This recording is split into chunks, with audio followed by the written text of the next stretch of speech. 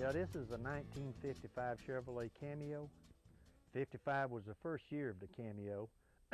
They're fiberglass beds, the outside. The tailgate's a fiberglass. The inside is metal constructed with a wood floor.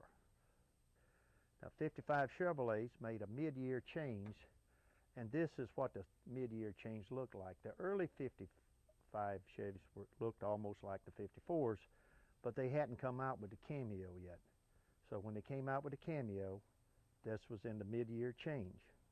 And this truck here came with a 6-cylinder straight drive with no options except it had a dealer installed heater and a factory type radio in it. But you could get any color in 55 that you wanted as long as it was white. All 55 Cameos were white with the red trim. The tail lights are unique to me because these Cameos are the only one that has this particular tail light. That's not a spin-off of anything else. The tailgate has a metal lining inside. Of course, this is a fiberglass cover on it. It's a little unique. It has 2 latches inside to open it. And of course, the beds were like most the pickup beds. They had wood with the metal strips in them. There's few little unique arrangements on these tailgates, the way the cable opens up. Of course, these strips here came in chrome. That broke between the metal and the fiberglass. And which now on aftermarket, you can get this in stainless steel the same way with the bed parts. You can get this in stainless steel. And same with the outer edge around the bed comes in stainless steel. But the metal parts inside they're basically stamped out of what a step side pickup is, but they're not drilled the same. They don't have the drilling for the carry the fenders, and they have some extra drilling for bracing for this fiberglass that's underneath. Another unique feature on these little beds is this little strip in here. This is a 3-piece metal strip. It's made out of a die-cast type metal, and a very hard piece to come by. They're not reproduced any place. They're almost not to be had, good pieces. But that is another unique piece that's on these little Cameo beds.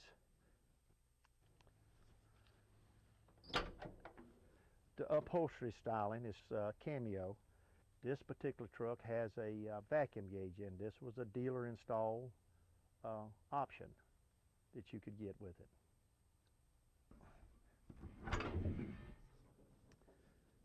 This particular engine here, they called them the Blue Flame, but this was called, in the truck was one main thing they had was the Thrift Master. It was no more cubic inch than a car engine, but it's a little 235 engine. They all came, they had this add-on oil filter that was a factory add-on for an oil filter on one. They came without one. And this particular truck happened to come with windshield washers. Was another little unique feature on them.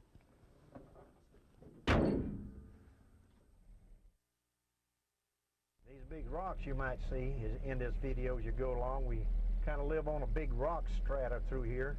It's not mass rock. These are round boulder rock that just crop up out the ground, and it's about like most any other part of the country. These rocks just seem to keep growing up out of the ground. One, you know, there's not one there. The next year you'll be mowing lawn or plowing, and you'll hit a rock.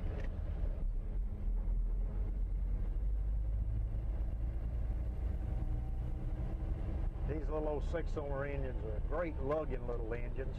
They pull along real good. This old place we're coming up on right here, this gentleman was a logger for years back here. He logged during the horse-drawn days. He had horses he used in logging and hauling horses. Just an old homestead site in here.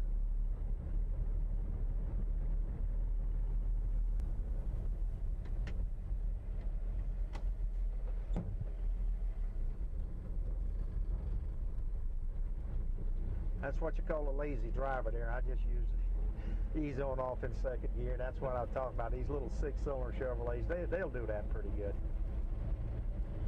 They'll do that pretty good.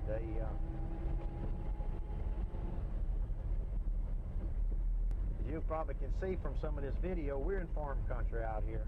We love it a lot. They grow a lot of hay out here, raise cattle, and a lot of truck farming out here.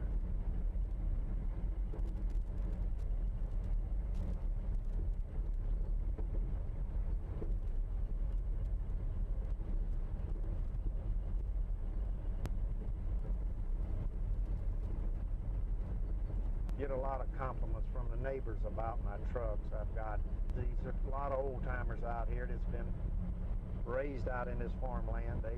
They love to see them.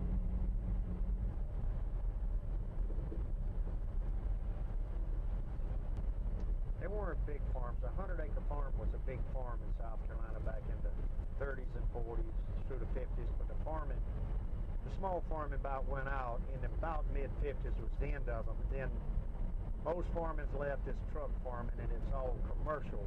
Really, it's not a way of life anymore. It's a business. It's not.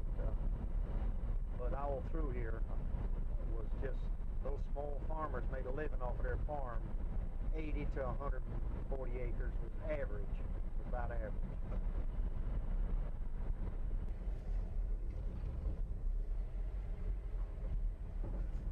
And you like the turning radius of this thing? Isn't that fantastic?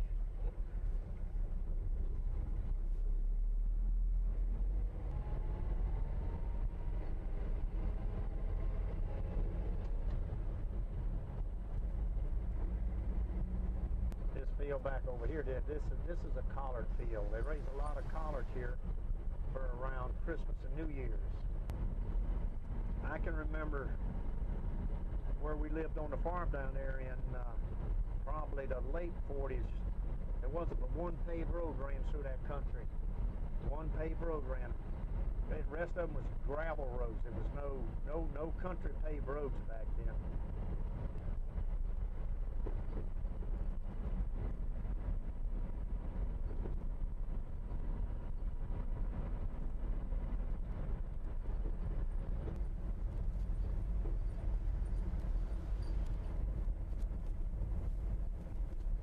Right here in Columbia, the Columbia Motor Speedway is one of the oldest dirt tracks in the country.